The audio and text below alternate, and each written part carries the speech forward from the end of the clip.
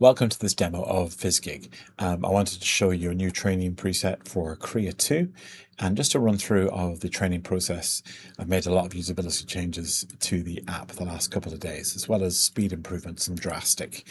I have a data set here, which is very non-optimum. Screen grabs from the fifth element of Chris Tucker's character. Some of them even have subtitles in, and a massive lack of variety, which will definitely impact the versatility of the LoRA that's made. But that's really the point of this demo, is to show you that with very little effort, what's possible. So I have it pasted in here. I already had it in the first tab of Fizgig, the path to the images. So I simply need now to go to the image prep tab. Now, the image prep tab has a number of options. The standard option is normally basically where if you have a high quality data set, which we don't right here, but if you have a high quality data set with high res images, it scales them down to at one side to the longest side to whatever dimension you choose here. And also from the original images, it makes face crops, either from the largest face or the largest male face or the largest female face. Now, and those are saved together in the directory. Though that gives much improved facial detail, eye color, textures, pores, and the like. Vast improvement in likeness and convergence on the actual character. And then the wider shots, which may be like full length or whatever they're cropping from, and provide context to the rest of the character and what they're wearing and so on. So, but for this data set, which is not high quality, the best thing to do would to be resize, and by longest size. So I choose 1024. This is when you on resize only. This is untickable, so it doesn't matter what it was last on. So by default, you can get it to keep the original safe in a subfolder or replace them. And I'm going to hit run. Now, because these images were already ping and were all already under the required dimensions, it hasn't had to do anything. So converted 0, skip 29. I'm going to show you one thing here, which will actually, no, I'll show you them during the training stage. Let's just go straight to captioning. I'm going to use automatic captions here, and I'm just going to hit caption all. If I scroll down here, you'll see it's downloaded a model from Hugging Face, and it's captioning the images. Right, those are all captioned. I'm not even going to review them. There could be some stinkers in there as regards picking up stuff that's not in the image. But the whole point of this is to show you a non-curated run, to show you the bare minimum of what's possible. So I am going to go straight into samples. Now, actually, for samples, I'm going to briefly go training. I have Krea 2 selected here. And when you're in the samples tab, when you've got Krea 2 selected, you'll see your drop downs for the sample settings are relative to Krea 2. So it defaults now to raw with Turbo LoRA to make it a lot quicker in generating the samples, but also it speeds up the whole run because there's less stuff tying up VRAM and RAM that's been swapped around, and it makes quite a difference. This caption for the previews is one that I got from one of the captions from the captions tab on a previous run. So it remembers your previous settings for stuff like that. So I'm going to leave that as is. I'm going to go to the training tab, Krea 2. I'm going to make sure I'm on ultra fast. Let's call it fifth element LoRA or whatever. That'll do. That's fine. I have adaptive LR. This is a system I built where it monitors the learning rate and adjusts and brings it up or down per epoch. And if it finds that going up has actually created a problem, it will revert an epoch and resume at a lower learning rate. It also, thanks to these two tick boxes, has per image learning rates, where it will penalize images that are causing heavy loss if it's not learning from them. It will even recaption them with the Quen text encoder mid-training room to give them a chance to improve, bring them back in, a lower learning rate, and gradually improve them. If they start to fail again, it will bring back the penalty on them and potentially even exclude them from the run. You can turn that off, but I find it works extremely well, particularly with poor data sets like the one we're using. The auto captioning you need to tick here to turn it on. I will probably add that in as the default going forward. I just haven't, pulled that trigger yet. I would say that in this mode, we are using dimension rank and dimension and alpha of 8 and 8. This is intentional. Back in SDXL days, everyone did 16, 16 or 32, 32 based on the size of the parameter of the models. These models are all higher parameter, and with a single character, you often don't need to go as high as 16, 16 or 32, 32. And you end up with a more nimble LoRa with something like this. Now, I'm not saying you never need 16, 16. I'm also pointing out that I have a more conservative preset in here, which is my standard Krea one, which has 32, 32 by default. But I just want people to realize that 8.8 is not to be ignored. Target megapixels is at 0.25, which equates to 512 by 512, or the equivalent area based on the images. So it's not going to start cropping the images and missing out detail at the edges. I find this works extremely well as a default. Memory, it's worth leaving this all on auto. I've done an enormous amount of work optimizing it for different VRAM cards. It supports things like int8 and torch compile, but it only supports them and turns them on when it's going to help you. For instance, torch compile only gets turned on if the training run has a long enough number of steps, so that the penalty of the caching that happens at the start for torch compile not to actually make the training run longer than it would be without torch compile. And that will probably happen with this one, and we'll see it on the console. So for your first run, at least, leave this all on auto. And you'll probably have seen, and I'll just quickly show the preferences tab, the models that I have in here, including the Turbo LoRa. There's download links for all of them here, just to make things life a bit easier. Right, so leaving that as is, I'm just going to hit train. And at the same time, I am going to open the samples gallery. Obviously no samples yet. It will do an initial sample, pre-training sample. You can turn that behavior off in the samples tab, by the way, but I think it's handy to see the baseline reference. Oh, look, 500 steps is too short. Compiling costs 90 seconds up front and needs 600 steps on the int8 path to pay back. So it's not enabled torch compile for int8. It's just int8 without torch compile for this run for that reason. So we see here the first sample being generated, the raw DIT with the Turbo LoRa. And you'll see this, it refreshes every 10 seconds, but if I hit refresh now, you'll see the first sample there. You see the steps are moving on quite fast. I'm on a 5090, but at the end of the day, it's still going to be fast on the 4090, and it should work well in the 3090 as well. And obviously the 80 series and potentially the 70 series. This Krea training works very well. I've tested it on as low as on my 16 gig VRAM 4080 laptop, and it works extremely well on that. It will support going down to 12 with the certainly to 12 gigabytes VRAM with the settings are enabled. Obviously won't be quite as fast, and we'll be using a little bit of swap, but all of that is catered for by the auto mode. So you see here we are up to Epoch 1. In fact, we've just done the samples, I think, for Epoch 2. Let's hit refresh. Yeah. So as you can see, it's starting to dial in. Now, see this likeness scoring? I guess because in my previous run, I'm going to do different images this time. I'm going to pick 3 images from my data set. I picked that one before and that one. Let's do 1, 2, 3. Start scoring. And what it's using on your CPU, not your GPU, it's using a face likeness model, ArcFace, which is downloaded automatically to score the images as the epochs progress, and gives you a little graph here. You can see it's already picked up color. Bear in mind, as I said, this is using a pretty aggressive training rate, learning rate.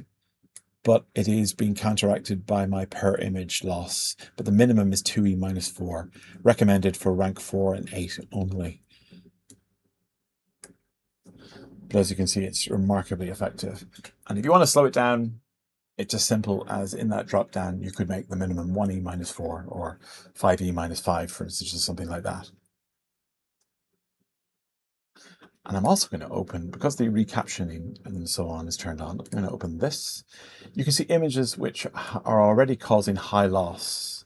It's marked as stuck. So at the next epoch, it'll recaption them. Images which are starting to trend that way, it's doing that with. Images that it's actively learning from are marked with learning. These are mid, which are kind of, and these are easy, which it's learning well from. So let's just move that down here. Maybe we'll go down to the log, and we'll watch some of the stuff that happens at the next epoch break.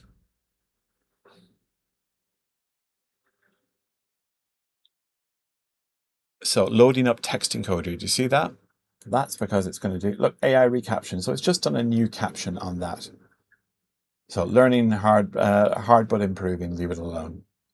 So effectively, it gives images a couple of recaptions before either leaving them in the dataset or excluding them if they start performing badly again.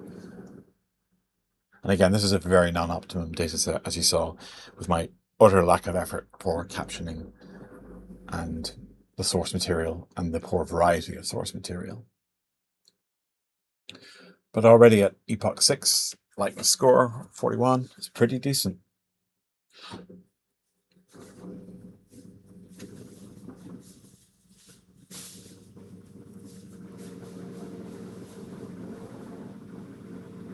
Another sample coming. Let's just make this down here for a moment.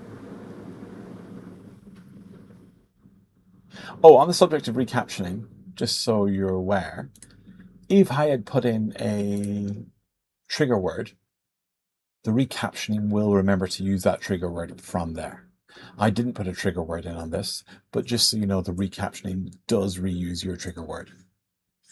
And the recaptioning uses Quen text encoder rather than the Florence here. And because the recaptions are stored in the dataset, if you're using that dataset in the future, you'll be starting off with those Quen-based captions. And you, of course, at any point, for the next training run, you could turn off the auto recaption if you wanted.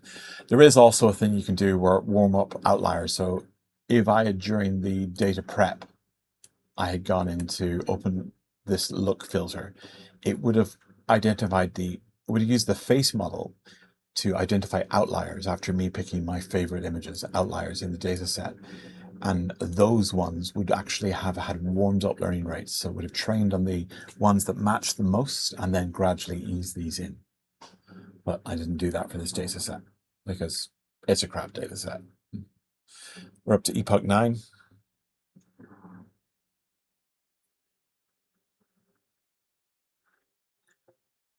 Best so far as it happens, 44%.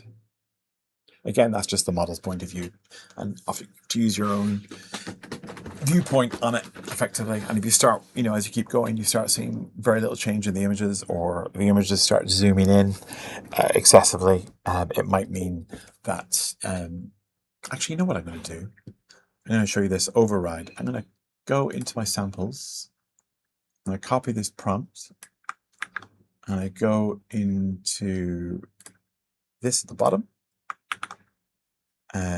Let's do 1024 by 768.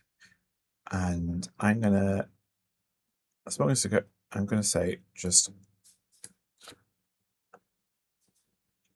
holding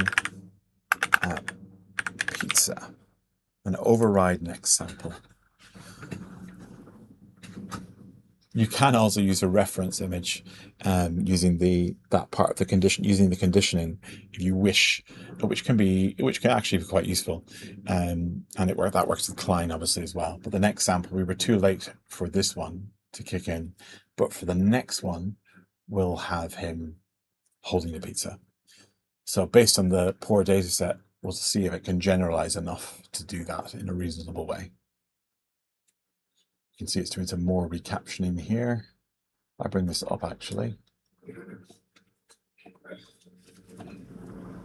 So you can see a few of them have been recaptioned and are now down as learning again. I would very often they'll learn for a couple more epochs and then they'll just go. Oh, and there's our pizza on the right. Let's change it to something else this time. Well, let's just say side profile. Side profile. So for the next one, we should, oh, we're about to get the next one. We're up to 62%. I expect because there's really no side profiles, maybe one in the data set, our likeness score will go down even if it's good, but we'll see. I didn't get it done in time for the next sample, but it will be for the next one.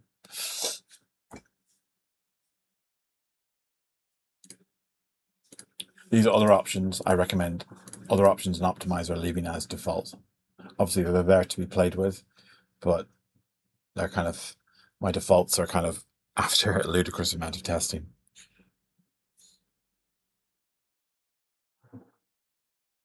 So we should get a side profile this time. Yes. So considering the data set, it's actually not that bad. Not that bad at all. It's absolutely nailed the hair.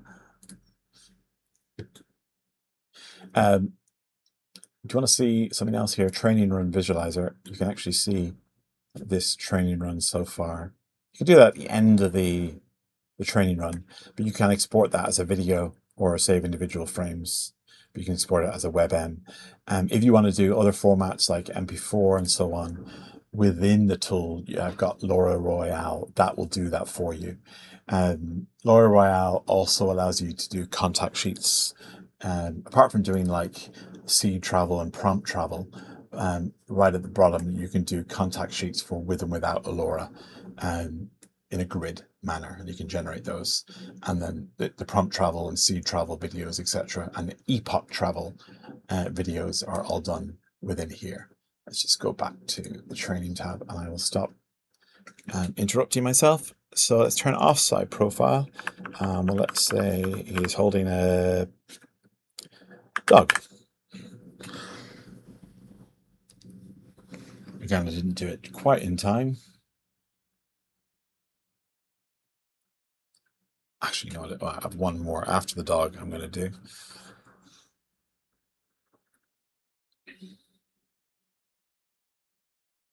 You know what? Holding a dog in a wet field in Ireland. I grew up in Ireland. There's a lot of wet fields. I could have just said field in Ireland because they're always wet, but there you go.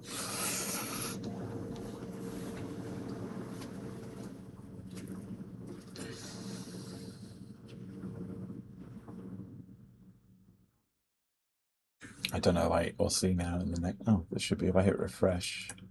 Oh yeah.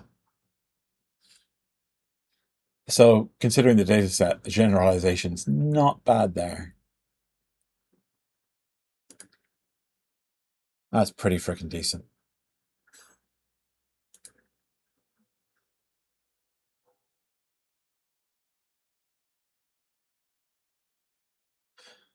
So there you go. There's something obviously clearly very usable by Epoch 17 or earlier, as you can see.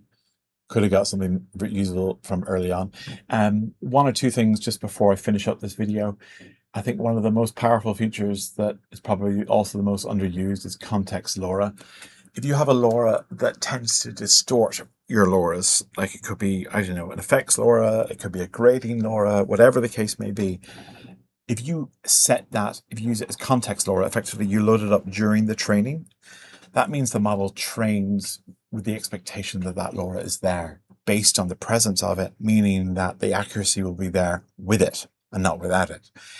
So you invert the problem. So you end up with a LoRa that effectively expects that LoRa to be there, the one that normally causes you issues. And that is super handy. A couple of other features. Repair Studio allows you to tweak LoRas in real time. I have other videos I posted about and you can tweak individual blocks and then save out a LoRA. LoRA the Explorer gamifies that, whereby you do a baseline, it does random mutations, you pick the mutations you like, you can freeze it and then save out a LoRA when you've done however many mutations, or you can export it back into Repair Studio to tweak it. LoRA Royale, we've already talked about. Extract is slow and hardly used. It's slow because it uses SVDs to extract LoRAs from and shrink other LoRAs. I hardly use it. I don't think anybody uses it, but I may take it out or I may leave it there. Profiler works better for Klein than Krea 2 because I'm still figuring out what the different blocks do on Krea 2. But for Klein, it's quite handy for profiling where a given LoRA activates the most. But that basically is it, and hopefully it's been useful. And it's just before I close off the video, let's go back into here. You can see it's done all 20. You can see the likeness score. And like I say, save anything out as a ping or WebM, or generate this again in LoRA Royale. Thanks for hanging around. I hope it's useful, and chat to you soon.